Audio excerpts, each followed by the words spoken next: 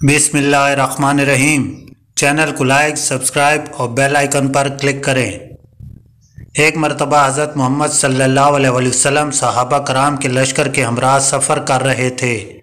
راستے میں لشکر کے پاس پانی ختم ہو گیا اور تمام لشکر کو پانی کی شدت ستانے لگی۔ آپ صلی اللہ علیہ وسلم نے کچھ صحابہ کو حضرت علی رضی اللہ تعالیٰ عنہ کے ساتھ پانی کی تلاش کے لیے بھیجا۔ تھوڑی دور ہی انہیں ایک حبشی غلام نظر آیا جو اونٹ پر سوار تھا۔ حبشی غلام کے پاس پانی سے بھرا ایک مشکیزہ تھا۔ حبشی غلام کو حضور صلی اللہ علیہ وسلم کے پاس جانے کو کہا۔ حبشی غلام نے انکار کیا اور بولا کہ حضور صلی اللہ علیہ وسلم جادوگر ہیں، میں ان کے پاس نہ جاؤں گا۔ حبشی غلام کے انکار کرنے پر آپ رضی اللہ تعالیٰ عنہ نے حبشی غلام کو زبردستی حضور صلی اللہ علیہ وسلم کی خدمت میں حاضر کیا۔ آپ صلی اللہ علیہ وسلم نے حبشی غلام سے مشکیزہ لیا۔ مشکیزہ کا سر کھول کر آپ صلی اللہ علیہ وسلم نے اپنا دست مبارک مشکیزہ کے سر پر پھیرا۔ اس مشکیزہ سے صحابہ کرام کے تمام لشکر نے خوب سیر ہو کر پانی پیا، مویشیوں کو بھی پانی پلایا اور برتن بھی بھر لیے، لیکن مشکیزہ سے ایک قطرہ پانی بھی کم نہ ہوا۔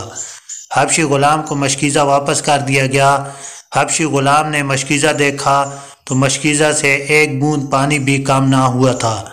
حبشی غلام کو صحابہ کرام نے اپنے مال سے کچھ اس کو دیا۔ حضور صلی اللہ علیہ وسلم کے اس معجزے کو دیکھ کر حبشی غلام بہت حیران ہوا۔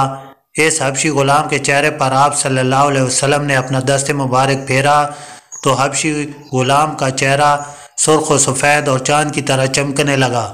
حبشی غلام نے آپ صلی اللہ علیہ وسلم کے دست مبارک کو چوما اور اسلام قبول کیا۔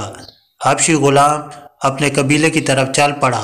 حبشی غلام کے مالک نے جب اس خوبصورت چہرے والے انسان کو دیکھا تو بولا، یہ مشکیزہ اور اونٹ میرے ہیں لیکن یہ غلام میرا نہیں۔ حبشی غلام اپنے مالک سے کہنے لگا کہ مالک میں بھی آپ کا غلام ہوں۔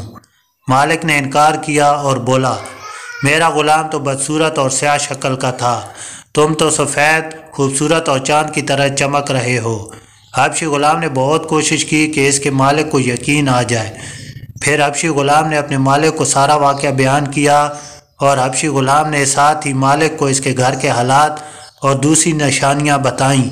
مالک کے حالات اور نشانیاں بتانے سے مالک کو یقین ہو گیا کہ یہ میرا حبشی غلام ہی ہے۔